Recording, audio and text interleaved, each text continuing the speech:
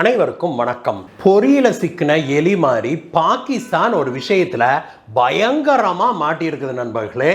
அதை கேட்கும்போது உண்மையிலேயே தேன் வந்து பாயுது காதி நிலை அப்படிம்பாங்களே, அந்த மாதிரி தான் இருக்குது நமக்கு. பாகிஸ்தான் எந்த அளவுக்கு மாட்டி இருக்குதுன்னா, அந்த நாடே அதை பற்றி பேசுறது கூட பயந்துக்குதுன்னா பார்த்துக்கோங்களேன். அந்த பற்றி பேசுறதோட இல்லாமல் அது ஊடகங்கள்லையும் வரக்கூடாது, இந்த விஷயமே வெளியில் தெரிஞ்சிட வேண்டாம் அப்படின்னு அந்த அளவுக்கு நடுநடுங்கி போகிற அளவுக்கு பாகிஸ்தான் ஒரு விஷயத்தில் பயங்கரமாக சிக்கிருச்சு. அந்த விஷயத்தை தான் இன்னைக்கு புட்டு வைக்க போகிற நண்பர்களே நம்முடைய வீடியோவில். இந்த மாதிரியான சுவாரஸ்யமான வித்தியாசமான செய்திகளை எல்லாம், சர்வதேச செய்திகளை எல்லாம் நீங்கள் தெரிஞ்சுக்கணும், உடனுக்குடனே தெரிஞ்சுக்கணும் அப்படின்னா நம்முடைய சேனலுக்கு சப்ஸ்கிரைப் பண்ணுங்க. கீழே இருக்கிற சப்ஸ்கிரைப் பட்டனை தட்டுங்க. பக்கத்திலே இருக்கிற பெல் ஐக்கனை தட்டினீங்கன்னா அதில் ஆல் அப்படிங்கிற ஒரு ஆப்ஷன் வரும். அதை கிளிக் பண்ணிங்கன்னா இது போன்ற வித்தியாசமான சுவாரஸ்யமான உலக நடப்புகள் உங்களுக்கு உடனுக்குடனே வந்து சேரும். அதோட நிறுத்திடாதீங்க நண்பர்களே. இந்த வீடியோ பிடிச்சிருந்ததுன்னா லைக் போடுங்க. இந்த மாதிரி உங்களுடைய லைக் எல்லாம் தான் வந்து எங்களுக்கு மிகப்பெரிய மோட்டிவேஷனாக இருக்குது. வாங்க நண்பர்களே, வீடியோவுக்கு போகலாம்.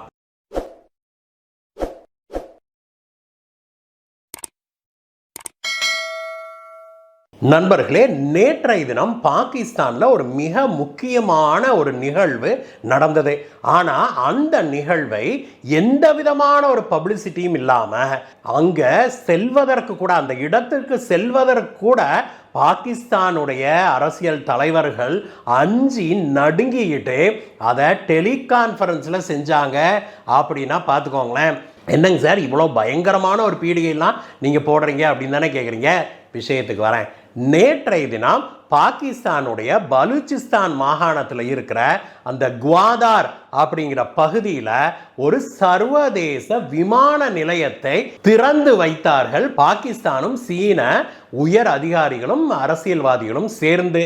ஆனால் அந்த விமான நிலையம், அதில் நடந்த விஷயங்கள், அதை ஏன் இவங்க ஒரு ஆள் கூட நேரிலேயே போகாமல் பாகிஸ்தான் அரசியல்வாதிகள் இங்கே இருந்தோம், பாகிஸ்தானில் இருந்தோம், சீன அரசியல்வாதிகள் சீனாவில் இருந்தும் ஒன்றா சேர்ந்து டெலிகான்ஃபரன்ஸ் முறையில் திறந்து வச்சாங்க அப்படின்னு தெரிஞ்சதுன்னா உண்மையிலேயே பாகிஸ்தானுக்கு மானமே போயிரும் நண்பர்களே. முதல்ல இந்த குவாதார் ஏர்போர்ட்டை பற்றி தெரிஞ்சுக்கலாம்.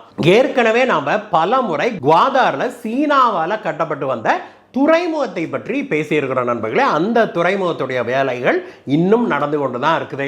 அதே பகுதியில் ஒரு சர்வதேச விமான நிலையத்தையும் சீனாவே கட்டியிருக்குது.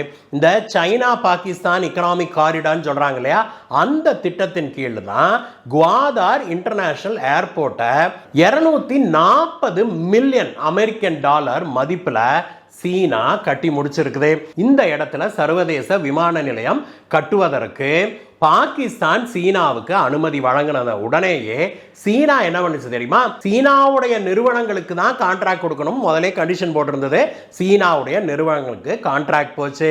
கான்ட்ராக்ட் போனதோட இல்லாம சீனாவுடைய நிறுவனங்கள் என்ன பண்ணாங்கன்னா அந்த பகுதியில் வேலை செய்யறதுக்கு அத்தனை பேர்த்தையும், நூற்றுக்கணக்கான பேர்த்த சீனாவில இருந்தே கூட்டிட்டு வந்துட்டான் லேபரை. அதனால இந்த பாகிஸ்தானுடைய ஆட்கள் யாருக்குமே அங்க வேலை கூட கிடைக்கல, கன்ஸ்ட்ரக்ஷன் அப்பயே வேலை கிடைக்கல. அப்படிங்கிறதுனால அந்த பகுதி மக்கள் இது மேல பயங்கர காண்டாயிருக்கிறாங்க, கடுப்பாயிருக்கிறாங்க. ஒருத்தர் பேட்டி அளிக்கும் போது என்ன சொல்லியிருக்கிறார்னா, 240 மில்லியன் அமெரிக்கன் டாலரை போட்டு கட்டப்பட்டிருக்கிற இந்த விமான நிலையத்துக்கு ஒரு விமான சேவை கூட இதுவரைக்கும் கிடையாது. ஒரு ஆள் உள்ள போறது வர்றது கிடையாது, போக்குவரத்துக்குன்னு யாருமே போறதில்லை. அதான் ஒரு விமான சேவை கூட கிடையாது. அதே போல இந்த விமான நிலையத்தில் எல்லா வசதிகளும் இருக்குது. வருடத்துக்கு 4 லட்சம் பேர் போய் வரக்கூடிய வசதிகள் ஏற்படுத்தப்பட்டிருந்தாலுமே கூட அங்க ஒரு ஆள் கூட போறதுக்கு ஒரு விமான சேவை கூட இதுவரைக்கும் தொடங்கப்படவில்லை அப்படின்னு சொல்லி ஒருத்தர் பேட்டி அளிச்சிருக்கிறாரு. அதுக்கு அடுத்தது அவர் என்ன சொல்லியிருக்கிறாரு, அட பாவிகளா, நீங்க கட்டுனீங்களே, கட்டுனப்ப எங்களுக்கு கட்டட வேலைக்காவது எங்க ஆளுங்களை எடுத்திருக்கலாம் இல்லையா? குவாதாரில் நீங்க கட்டுறீங்க, பலூச்சிஸ்தான் மாகாணத்தில் இருக்குது, பாகிஸ்தான்ல இருக்குது. இந்த பகுதியை சேர்ந்த லோக்கல்ஸ் யாரையுமே ஒருத்தரை கூட இவங்க வேலைக்கு எடுக்கல. எங்க ஆளுகளுக்கு ஒரு வாட்ச்மேன் வேலை கூட இவன் கொடுக்கல. இப்படிப்பட்ட ஒரு கன்ஸ்ட்ரக்ஷன் பாகிஸ்தானுக்கு தேவையா அப்படின்னு சொல்லி பயங்கர கடுப்பாக அவர் பேட்டியளிச்சிருக்கிறாரு. மேலும் நேற்றைய தினம் இந்த திறப்பு விழா, பொதுவாக ஒரு ப்ராஜெக்ட், சின்ன சின்ன ப்ராஜெக்ட், நம்ம ஊர்ல ஒரு சாதாரண சின்ன ஒரு பஸ் ஸ்டாப், அந்த நிழற்குடை இருக்குது இல்லையா, அதை திறக்கிறது கூட என்னமா டாம் தூம்னு பண்றாங்க, எவ்வளவு கிராண்டா செரிமனி வச்சு பண்றாங்க அப்படிங்கிறத நமக்கு தெரியும். இங்க பாகிஸ்தான்ல இந்த குவாதார்ல 240 மில்லியன் அமெரிக்கன் டாலர் செலவில் ஒரு மிகப்பெரிய சர்வதேச விமான நிலையத்தை கட்டியிருக்கிறாங்க.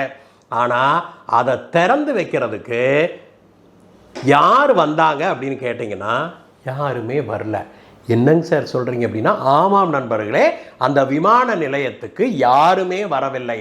விமான நிலையத்தை சுற்றி இராணுவத்தால் காவல் போட்டு யாருமே உள்ள வரக்கூடாதுன்னு தடை வேற போட்டிருக்கிறாங்க. அந்த அளவுக்கு அந்த விமான நிலையத்துக்கு ஒரு செக்யூரிட்டி பிரச்சனை இருக்குது, பாதுகாப்பு பிரச்சனை இருக்குது அப்படின்னு பாகிஸ்தானுடைய உளவுத்துறையே சொல்லி இருக்குதுன்னா பார்த்துக்கோங்களேன். அந்த பகுதியை சேர்ந்த குவாதார் பகுதி எங்க இருக்குது அப்படின்னா பலூச்சிஸ்தான் அப்படிங்கிற பகுதியில் இருக்குது. பலூச்சிஸ்தான் தான் பாகிஸ்தான்லேயே ஆகப்பெரிய மாகாணம். அந்த மக்கள் பாகிஸ்தானுக்கு எதிராக தனிநாடு வேணும்னு கேட்டு போராடி வர்றாங்க. அவங்க ஆயுதமேந்திய போராட்டமும் நடத்தி வராங்க. பல இடங்கள்ல குண்டு வெடிப்பு நடக்குது, துப்பாக்கி சூடு நடக்குது, எல்லாம் நடந்துகிட்டு இருக்குது. நம்ம ஊர்ல எப்படி காஷ்மீர்ல நடக்குதோ கிட்டத்தட்ட அதே மாதிரி தான் பலூச்சிஸ்தான்லையும் இன்னும் உண்மையான நிலைமை இருக்குது. இப்படிப்பட்ட சூழ்நிலையில பாகிஸ்தானுடைய அரசியல் தலைவர்களோ அல்லது இராணுவ தலைவர்களோ அல்லது உயர் அதிகாரிகள் யாராவது வந்தாங்கன்னா அவங்கள அங்கேயே போட்டு தள்ளிடுவாங்க அப்படின்னு ஒரு சீக்ரெட் ரிப்போர்ட் ஒன்று வந்திருக்குது. அதோட இல்லை, அந்த ரிப்போர்ட்ல என்ன சொல்லியிருக்குதுன்னா, இது சீனா கட்டிய விமான நிலையம் அப்படிங்கிறதுனால சீனாவுடைய அதிகாரிகளோ அரசியல்வாதிகளோ வருவாங்கன்னு எதிர்பார்க்குறாங்க. அப்படி யாரேனும் வந்தால் அங்க நிச்சயமாக கண்டிப்பாக சம்பவம் செய்யறதுக்கு காத்திருக்குது பலூச்சிஸ்தான் லிபரேஷன் ஆர்மி அப்படிங்கிற ஒரு விடுதலை படை. பாகிஸ்தான் அதை தீவிரவாத இயக்கம் அப்படின்னு சொல்றாங்க. அதுக்கு தகுந்தாப்புல அந்த பலூச்சிஸ்தான் லிபரேஷன் ஆர்மியும் பயங்கரமான ஒரு எச்சரிக்கை ஒன்று விட்டுருந்தாங்க. தப்பி தவறி கூட யாரும் உள்ள வந்துடாதங்கயா, வந்தீங்கன்னா முடிஞ்சிங்க அப்படின்னு. இதை கண்டு அரண்டு போன பாகிஸ்தான் மற்றும் சீனாவுடைய அரசுகள் இந்த திறப்பு விழாவுக்கு யாருமே போக வேண்டாம்ப்பா, நீங்க பாகிஸ்தான் அதிகாரிகளும் அரசியல்வாதிகளும் பாகிஸ்தான்லயே இருங்க, நாங்க சீனாவிலேயே இருக்கிறோம், ரெண்டு பேரும் டெலிகான்ஃபரன்ஸ்ல நம்ம அதை திறந்து வச்சிருவோம் அப்படின்னு சொல்லி ஒரு முடிவு பண்ணி எந்த விதமான பப்ளிசிட்டியும் இல்லாம ஒரு பேப்பர் விளம்பரம் கூட வெளியிடாம நேற்று அவசர அவசரமாக இந்த விமான நிலையத்தை திறந்து வச்சிருக்கிறாங்க.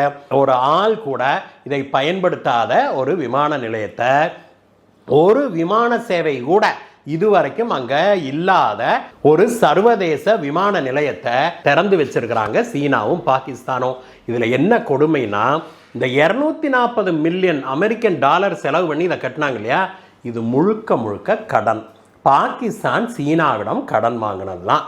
அதாவது கடனையும் சீனாவே கொடுத்து, கான்ட்ராக்டையும் சீனாவே எடுத்துக்கிச்சு, லேபரை சீனாவிலேருந்தே கொண்டாந்து இறக்கிட்டான். பாகிஸ்தானுக்கு இதில் எந்த பெனிஃபிட்டும் இல்லை. இது கிட்டத்தட்ட இலங்கையில் பண்ணுச்சுல்ல சீனா, அதே மாதிரி தான் மட்டாலா அப்படிங்கிற இடத்துல ஒரு சர்வதேச விமான நிலையத்தை கட்டி அது இன்னைக்கு வரைக்கும் விமானங்களே போக முடியாமல் கிடக்குது. இப்போ தான் அந்த கான்ட்ராக்டை இந்தியாவிடம் ஒப்படைச்சிருக்குது இலங்கை. அதே மாதிரி தான் பாகிஸ்தானுடைய இந்த விமான நிலையத்துடைய நிலைமையும் அப்படின்னு சொல்றாங்க. இந்த விமான நிலையத்துக்கு விமானங்கள் வந்துட்டு போறதும் அவ்வளவு எளிதல்ல. ஏன்னா இதுல உயர் அதிகாரிகள் பெரியவங்கலாம் யாராவது வர்றாங்க அப்படின்னாக்க இந்த விமான நிலையம் இருக்குதுல்ல, அதை சுற்றி மலை அப்படிங்கிறாங்க. இந்த மலைகள் சுற்றி இருக்கிறதுனால எந்த விமானம் கீழே இறங்கினாலும் அந்த சுற்றி இருக்கிற மலையிலிருந்து தாக்குதல் நடத்துவது ரொம்ப எளிதான்.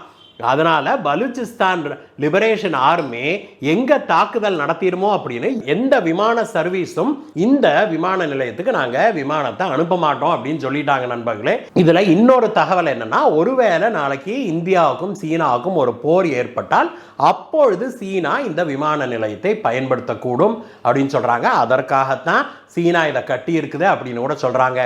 ஆனால் இதில் பாகிஸ்தான் எங்கே போய் மாட்டுச்சு அப்படின்னு பார்த்தோம்னா தெளிவாக கடன் வலை, அவ்வளோதான். ஒரே ஒற்றை வார்த்தை. சிபிஇசி திட்டத்தில் கிட்டத்தட்ட 80 பில்லியன் அமெரிக்கன் டாலர் அளவுக்கு இதுவரைக்கும் கடன் வாங்கியிருக்குது பாகிஸ்தான். மேலும் மேலும் நான் அந்த ப்ராஜெக்ட் பண்ணுறேன், இந்த ப்ராஜெக்ட் பண்ணுறேன்னு சீனா ஆஃபர் பண்ண இவன் கடன் வாங்கிட்டே இருக்கிறான். அந்த வகையில் தான் இந்த ஏர்போர்ட்டில் தேவையில்லாமல் போய் பாகிஸ்தான் சிக்கிருச்சு. இந்த ஏர்போர்ட்னால எந்த விதமான வருமானமும் கிடைக்க போவதில்லை பாகிஸ்தானுக்கு. அதே சமயத்தில் இதில் மிகப்பெரிய செலவு தான் ஏற்பட போகுது அப்படின்னு சொல்லி சொல்கிறாங்க வல்லுநர்கள். இதனால் இது பாகிஸ்தான் எடுத்த மிக மோசமான ஒரு பொருளாதார முடிவு அப்படின்னு சொல்கிறாங்க நண்பர்களே. பாகிஸ்தான் இப்பொழுது சீனாவுடைய கடன் வலையில் சிக்கிக்கிட்டு விழி பிதுங்கி நிற்குது அப்படிங்கிறதான் உண்மை. திவாலாகிவிட்ட பாகிஸ்தானை காப்பாற்றவும் மாட்டேங்குது சீனா அப்படிங்கிறதான் கொடுமையிலும் கொடுமை. எப்படியோ நண்பர்களே, பாகிஸ்தான் நாடு நாசமாய் போகட்டும் அப்படிங்கிறது தான் ஒவ்வொரு இந்தியனுடைய குறிக்கோளாகவும் இருக்குது, எண்ணமாகவும் இருக்குது. ஏன்னா பாகிஸ்தான் டிசர்வ்ஸ் ஒன்லி தட் அப்படிங்கிறது தான் உண்மை. இந்த வீடியோவை பற்றிய உங்களுடைய கருத்துக்களை சொல்லுங்கள் நண்பர்களே. மீண்டும் உங்களை வேறு வீடியோ சந்திக்கிறேன். Bye by.